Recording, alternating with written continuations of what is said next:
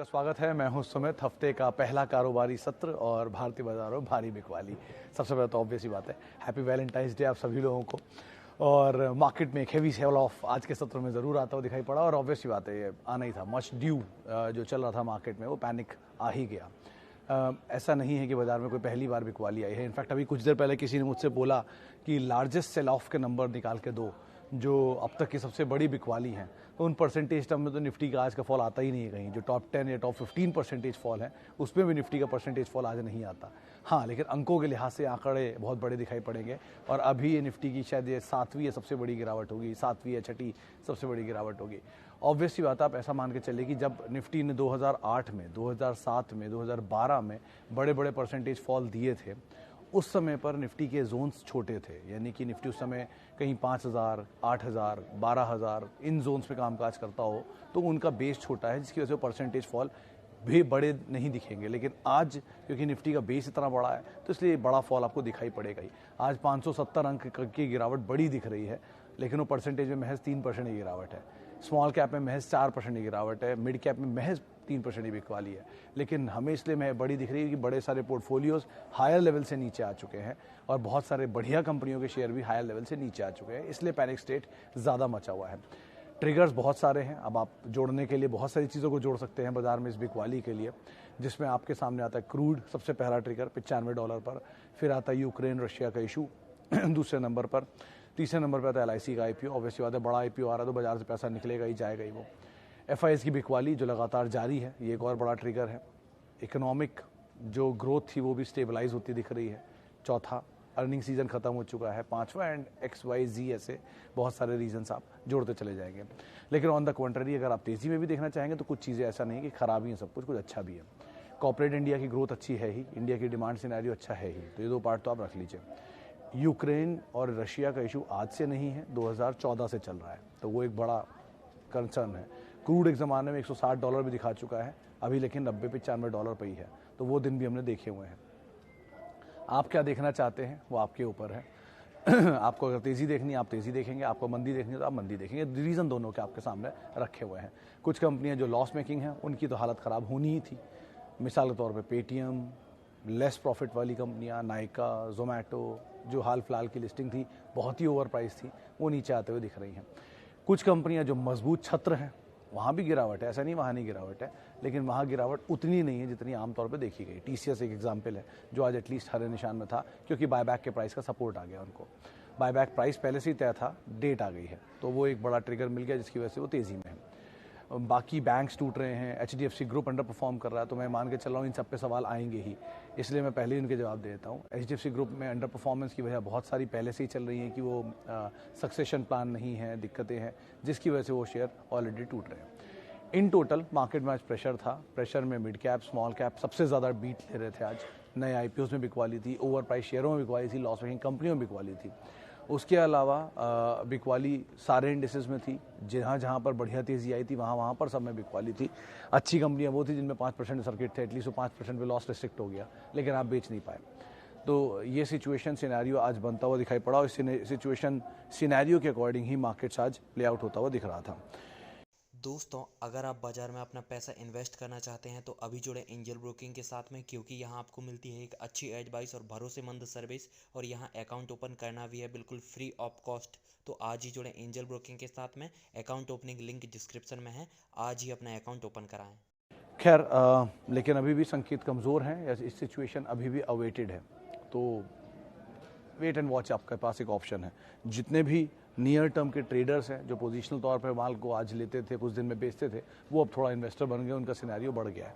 लेकिन in total situation इतनी अभी बाजार में कोई ख़राब नहीं हुई है कि आपको अपना पूरा पोर्टफोलियो खाली करना पड़े और उसके हिसाब से आप कॉल लेते हुए दिखाई पड़े। चलिए अच्छा जी, अब आगे बढ़ते हैं, सवाल देखते हैं। सबसे पहला सवाल है जी धनंजय कुमार पांडे साहब का। दिल मांगे more to buy some more shares. Obviously बाजार में गिरावट, सेल होती है, तो जब अच्छे भाव में सेल लगती है तो आप ज़रूर खरीदारी करें, सबसे अच्छा ऑप्शन होता है ये। Okay, Wipro and HDFC life good buy at current price. Sunita ji, दोनों के केसेस में आपका टाइम फ्रेम बहुत क्रूशियल होता है। कंपनियां दोनों ही ख़राब नहीं है। HDFC तो ऑब्वियसली बात है बहुत बुरे सिनेरियो से गुजर ही रहा है पूरा दौर, और आज तो बहुत बिकवाली थी। तो इस तरह की बिकवाली के बाद कहीं तो इसका प्राइस थमना चाहिए, ऐसा तो है नहीं धंधा बंद हो गया, ज़ीरो हो गया। तो थोड़ा बहुत ऐड आप कर सकते हैं, थोड़ा बहुत आप धीरे धीरे। बेस्ट मार्केट में सबसे अच्छा तरीका यही होता है कि आप SIP लगा दीजिए पर वीक पर मंथ की। शेयर अपने आप आते रहेंगे, जहाँ भी भाव जाए, ऊपर आएगा तो भी, नीचे आएगा तो भी। अगर अच्छी क्वालिटी कंपनी है तो आप लेते रहिए, हर गिरावट में धीरे धीरे धीरे धीरे over a period of time आपके पोर्टफोलियो का इतना बड़ा हिस्सा हो जाएगा, वहाँ रुक जाइए, किसी और में चले जाइए। ऐसे करके आप धीरे धीरे पोर्टफोलियो चर्न करते रहिए अपने एपेटाइट के according. Okay, Laxmi Organics and Tech Mahindra. Sir Tech Mahindra obviously add, buy on dips even. Laxmi Organics के केस में नंबर ठीक थे लेकिन बहुत वॉलेटाइल है। फर्स्ट क्वार्टर के नंबर बहुत अच्छे, सेकंड क्वार्टर के नंबर कमज़ोर, थर्ड क्वार्टर के नंबर बहुत अच्छे। तो ये एक ट्रेंड अभी क्लीन नहीं कर पाया है। जरा एक क्वार्टर और आने दीजिए और सिचुएशन सिनेरियो कुछ और क्वार्टर्स तक जाने दीजिए। दो कंपनी में इतनी कोई खराबी नहीं दिख रही, एटलीस्ट प्रॉफिट तो है। लॉस मेकिंग कंपनी के सामने तो कहीं ज़्यादा बेटर है, लेकिन फिर भी एक बार को भी ट्रेंड नहीं दे पा रहा। तो बेटर यही है कि टेक महिंद्रा के साथ रहिए, वो ज़्यादा मजबूत छत रहे इस समय के लिए। ओके, आगे बढ़ते हैं। Jubilant food at 3000, Pidilite and 2400। Sir आप दोनों को ही फर्दर ऐड कर सकते हैं, जुबिलेंट फूड को भी और पीडीलाइट को। दोनों एग्जॉर्बिटेंट महंगे थे, तो दोनों एग्जॉर्बिटेंट महंगे तो सस्ते भी हो रहे हैं। एग्जाम्पल देख लीजिए आप, जुबिलेंट फूड ऐसा नहीं है कि आपको 1400 रुपये या 1200 रुपये में मिल जाएगा या 1800 में मिल जाएगा, नहीं, ऐसा दाम नहीं आते। लेकिन ये ज़रूर होता है कि हाँ, वो 4500 रुपये वाला दाम भी हमेशा सस्टेन नहीं करेगा, उसको तोड़ेगा, वही तोड़ दिया। तो नीचे मिल रहा है, आप आराम से ऐड कर सकते हैं, कारोबार अभी भी चल रहा है। हम कंसर्न है मार्केट को लेके, हम कंसर्न है बाज़ार की इस फॉल को लेके, लेकिन पिज़्ज़ा अभी भी उतना ही बिक रहे हैं और आज भी वैलेंटाइन डे के दिन ज़्यादा ही पिज़्ज़ा बिक जाएंगे शायद। तो बेटर यही है कि आप ऐसा मत सोचिए कि कोई कंपनी बिजनेस बंद हो गया, बिजनेस वहीं था, वो जब ऑल टाइम हाई पे शेयर था तब भी और आज भी। थोड़ा ऊपर नीचे होगा, एक आध क्वार्टर का थोड़ा बहुत अंतर आएगा, SSG बेटर, थोड़ी SSG थोड़ी नीचे आएगी, बट वो प्राइस ऑलरेडी फैक्टर इन कर लिया है। तो ये एडजस्टमेंट चल रहे हैं, ठीक है, होने दीजिए। दोनों कंपनियां बढ़िया हैं, आप दोनों SIP के फॉर्म में ऐड कर सकते हैं, कोई इशू नहीं इन दोनों में। ओके जी, आगे बढ़ते हैं। और भारतीय एयरटेल 480 पर 80 शेयर हैं, कैम्प्स का क्या करना चाहिए? सर दोनों केसेस में कैम्प्स तो थोड़ा महंगा है, वो तो थोड़ा नीचे आ ही रहा है, क्योंकि ऑलरेडी एक तरफा तेजी दिखाई दे तो एक तरफा गिरावट आ रही है उसमें। भारतीय एयरटेल ज़्यादा बेटर पोजीशन पे खड़ा है इस समय, क्योंकि वो जो नीसेंट आरपू हाइक था, प्राइस हाइक था, उससे इनके आरपू ज़्यादा बेटर हुए हैं। लेकिन हैविंग सेड दैट, भारतीय एयरटेल भी अपने जो रेंज है उस रेंज के अपर एंड पर है, अपने हाई से बहुत टूटा नहीं है। तो थोड़ा कंजर्वेटिव व्यू रखकर आप रहिएगा, कंजर्वेटिव टू कॉशियस व्यू। लेकिन कंपनी में कोई खराबी नहीं है दोनों में एटलीस्ट। तो मतलब बाज़ार में जिस तरह के हालात हैं और जिस तरह की कंपनियों में बिकवाली आई है, उनके आगे तो ये मच बेटर सिचुएशन सिनेरियो में दिख रहे हैं। तो एटलीस्ट ऐसा कुछ नहीं है, पैनिक में मत आइए, आराम से आप रहिए। पैनिक में तो वैसे भी सिचुएशन में आने की ज़रूरत नहीं है। अगर आपका अपना पैसा लगा है तो कुछ दिन बाद घूम के ऊपर आ ही जाएगा, कहाँ जा रहा है। थोड़ा थोड़ा नीचे के लेवल पे लेते रहिए, काम हो रहा है ना, कंपनी में बिजनेस चल रहा है, बाजार रिएक्ट कर रहा है, कभी कभी ओवर रिएक्ट भी करता है, होने दीजिए उसको।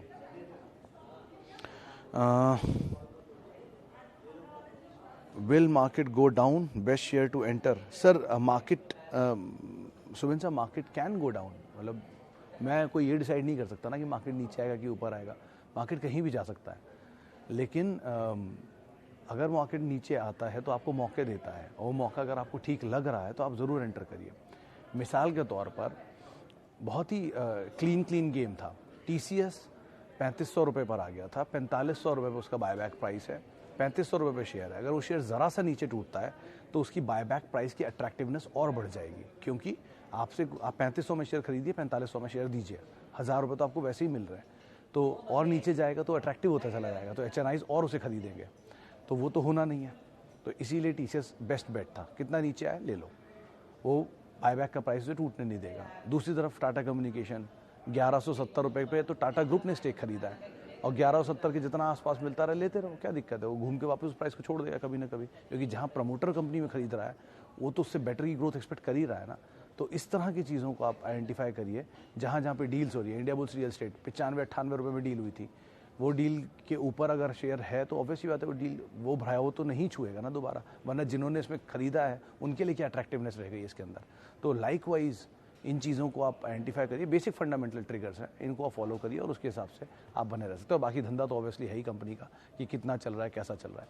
मार्केट ओवर रिएक्ट करता है, होने दीजिए, वो कोई दिक्कत नहीं उसमें। अच्छा जी, आगे बढ़ते हैं।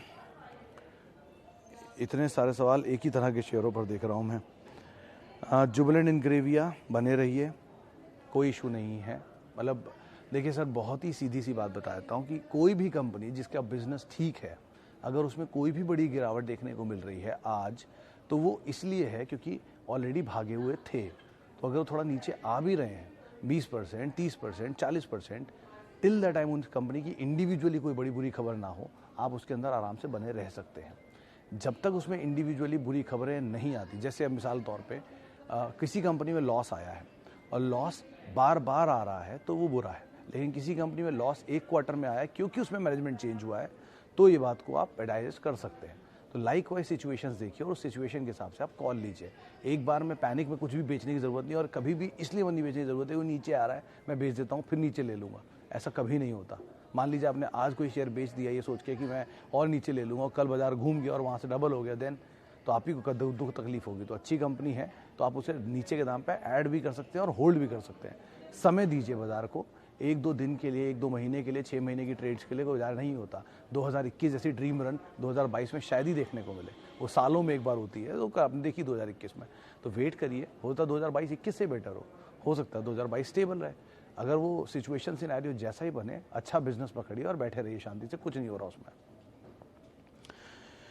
डी-मार्ट, अदानी पोर्ट, टेक महिंद्रा पे हम बातचीत कर चुके हैं। सर डी-मार्ट के केस में हाँ नीचे तो ज़रूर आया हाई लेवल से, थोड़ा थोड़ा आप ऐड भी कर सकते हैं। अदानी पोर्ट वैसे पूरे ग्रुप की सबसे बेटर सिचुएशन दिखाई पड़ती है, सबसे इनफैक्ट अगर आप पूरे ग्रुप के प्रॉफिट्स की बात करेंगे तो Adani port major profit generator है। तो सिचुएशन वाइज फाइनेंशियली तो एटलीस्ट वो बेटर है बाकी ग्रुप के कंपेरिजन में, लेकिन पूरा ग्रुप ही महंगा है तो वो पार्ट को भी आप ज़रूर ध्यान में रखिएगा। Can I add more Tata power, IBRL तो सर आप ऐड कर सकते हैं। मतलब मुझे ऐसा कोई फ्लॉ दिख नहीं रहा अभी तक इस कंपनी में। नंबर्स में थोड़ा लॉस ज़रूर आया था, लेकिन वो प्रमोटर क्लीन अप कर रहे हैं तो उस वजह से शायद चीज़ें हो सकती हैं। लेकिन अब कितना हद तक ये बाज़ार का फॉल चलता है, कितना नीचे तक जाता है, ये देखना होगा। लेकिन वही 90-95 रुपये के आसपास शायद इसका प्रेफरेंशियल अलॉटमेंट था, तो वो दाम नहीं तोड़ना चाहिए आइडियली। बाकी बाज़ार देखते हैं किस तरह से रिएक्ट करता है। सर सिचुएशन ख़राब जब होती है तो लगता है ऐसा कि बहुत ख़राब होगी, और जब अच्छी होती है लगता है कि ख़राब होगी नहीं। तो इन दोनों तरह की चीज़ों को एक बैलेंस में आप रखिए और उसके हिसाब से कॉल लीजिए। ओके, कोई भी जितने भी सवाल मुझे मिल रहे हैं ये नए IPOs के ऊपर, इन सब के लिए सर मेरा एक ही सीधा जवाब है कि इनको अपनी क्रेडिबिलिटी पहले प्रूफ करने दीजिए। जब तक ये क्रेडिबिलिटी अपनी प्रूफ नहीं करेंगे इस तरह के मार्केट में, नहीं समझ में आएगा बॉयज़ एंड मेंस के बीच का difference. So at least let them prove. 1 quarter के नंबर, 2 क्वार्टर के नंबर, 3 क्वार्टर के नंबर से कोई भी प्रूफ नहीं होता। 2021 का कोई भी IPO तक 4 क्वार्टर के नंबर नहीं दे पाएगा। तो पहले उनके नंबर्स आने दीजिए, सिचुएशन सिनेरियो उसके बाद क्लियर होगा। अदानी विल्मर तक आज नंबर पहला क्वार्टर के आया है और वो एक तरफा चीज़ें दिखा चुका है, डबल हो चुका है ऑलमोस्ट। तो इस तरह के भाव के साथ इस तरह के नंबर कितने सपोर्टिव बनेंगे ये आगे चल के पता चलेगा। तो नंबर जब तक नहीं आएंगे पूरे साल के या कुछ सालों के, तब तक आप इस पर कोई टेक मत लीजिए। आपके पास है, तेज़ी में निकल जाइए, बेस्ट रणनीति होती है, क्योंकि आपने लिस्टिंग के लिए ही लिया था। अगर आपने फंडामेंटल तौर के लिए लिया है तो आप फिर बने रहिए, फिर तो आपने फंडामेंटल के तौर पे लिया हुआ है। तो आप अपनी गोल्स को आइडेंटिफाई करिए, टारगेट्स को आइडेंटिफाई करिए और उस हिसाब से बने रहिए। बहुत सारे लोग हैं मैं जानता हूँ जिनका आज के इस फॉल में भी उनका प्रॉफिट कई गुना ऊपर है, क्योंकि उनके भाव इतने नीचे के हैं, वो इतनी आराम से लेके बैठे हैं इतने सालों से। तो आप उस तरह की रणनीति रखते हैं तो बात अलग है, लेकिन अगर नहीं है तो आपको पैनिक में आने की ज़रूरत नहीं है एटलीस्ट। सर कॉफी एंटरप्राइज की जो स्टोरी थी बीच में, जो ट्रिगर बन के इसके लिए चली थी, 80-85 रुपये ले गई थी शेयर को, वो अब ख़त्म हो गई है। तो वो ट्रिगर के आधार पर चला था, टर्न अराउंड होगा, नंबर्स में रिफ्लेक्ट होगा, उनको आप देखते रहिए। नंबर्स अवेटेड है, तो वो नंबर्स शायद आ चुके हैं, अवेटेड है, मतलब लास्ट आवर में नंबर आने थे इनके कहीं। लेकिन वो जो ट्रिगर बनेगा और सिचुएशन बनेगी उसके हिसाब से आप कॉल लीजिएगा। लेकिन वो जो स्टोरी की वजह से चला था वो अब ख़त्म हो चुकी है। पीडीलाइट, डाबर दोनों को आप होल्ड कर सकते हैं, दोनों बढ़िया कंपनी है। पीडीलाइट भी और डाबर भी, दोनों SIP वे में ऐड करने लायक कंपनी है। 100 साल पुरानी कंपनी है डाबर, और पीडीलाइट भी काफ़ी पुरानी कंपनी है। तो आपको ऐसा कुछ पैनिक में आने की ज़रूरत नहीं है। ऐसे बहुत भारे भाव, बहुत उतार चढ़ाव, बहुत सिचुएशन ऐसे देख ली है, घबराने वाली सिचुएशन एटलीस्ट नहीं है। ऐड कर सकते हैं इनफैक्ट पीडीलाइट तो। HUL versus United Spirits, sir long term के लिए HUL ज़्यादा बेटर है ऑब्वियसली, क्योंकि वो बहुत ही पुराना है। लेकिन अगर आप एग्रेसिव प्राइसिंग देखना चाहते हैं बड़ा मूव देखना चाहते हैं तो यूनाइटेड स्पिरिट्स ज़्यादा बेटर है। दोनों कंपनियां ख़राब नहीं हैं, A+ और A इस कैटेगरी में आप दोनों को रख सकते हैं। A+ HUL को इसलिए कि वो बिल्कुल स्टेबल स्टॉक है, वो बहुत ही धीरे चलेगा, और यूनाइटेड स्पिरिट्स एग्रेसिव स्टॉक है। दोनों ही लीडर अपने अपने स्पेस में, वो FMCG जाइंट है, वो लिकर जाइंट है, दोनों मल्टीनेशनल है। वो डिविडेंड देती है, वो नहीं देता है। इस तरह से आप इनको सेग्रीगेट करिए और आपको जो सही लगे वो कर सकते हैं, लेकिन दोनों में कोई ऐसी क्वालिटी को लेकर इशू नहीं है एटलीस्ट। ओके, एक और सवाल ले लेता हूँ। वेंकीज़, विनोद जी, वेंकीज़ के केस में वो इनपुट कॉस्ट बढ़ने का ट्रिगर घूम रहा है बाजार में, लेकिन हाँ हाई लेवल से बहुत टूट चुका है शेयर। 3600 रुपये का शेयर था और टूट टाट के हाल फिलहाल में शायद 1500 रुपये 2000 रुपये की रेंज में आ चुका है। तो बहुत कुछ इसमें खोने के लिए अब है नहीं। वो इनपुट कॉस्ट का ट्रिगर जो मान रहे हैं कि पोल्ट्री की जो इनपुट कॉस्ट है, फीड्स वगैरह के दाम बढ़े हैं, जिसकी वजह से इनके मार्जिन हिट होंगे। तो यही पिछले क्वार्टर के नंबर में भी हुआ था, वही शायद इस बारी भी होगा। तो ये चीज़ बाजार को डिस्काउंट कर रहा है। ठीक है, होने दीजिए, तूफान है, थम जाने दीजिए, फिर इस पर कॉल लेना ज़्यादा बेटर होगा कि वो सही है कि गलत। अभी कुछ मत करिए, अभी जो हो रहा है होने दीजिए, आराम से रिलैक्स करिए। मार्केट है, ओवर रिएक्ट करेगा, करने दीजिए, उसका काम है, ये रोज़ खुलता है, रोज़ बंद होता है। तो एक बार सिचुएशन स्टेबलाइज हो जाए, तूफान खत्म हो जाए, फिर आप बाहर निकल के देखिए क्या डैमेज बचा है और क्या डैमेज हुआ है, उसके बाद देख सकते हैं क्या करना है इसमें। चलिए, फिलहाल अब इतने ही सवालों को मैं शामिल करूंगा। माफ़ी बहुत सारे लोगों से जिनसे आज हम बातचीत नहीं कर पाए। बहुत बहुत शुक्रिया उन सभी लोगों का जिन्होंने सवाल पूछे। पैनिक मत करें, आराम से बाजार में निवेशित रहें, लंबी अवधि का नजरिया रखें। आप मेरे साथ जुड़ सकते हैं, @सुमित रिसर्च मेरा ट्विटर हैंडल है। नमस्कार।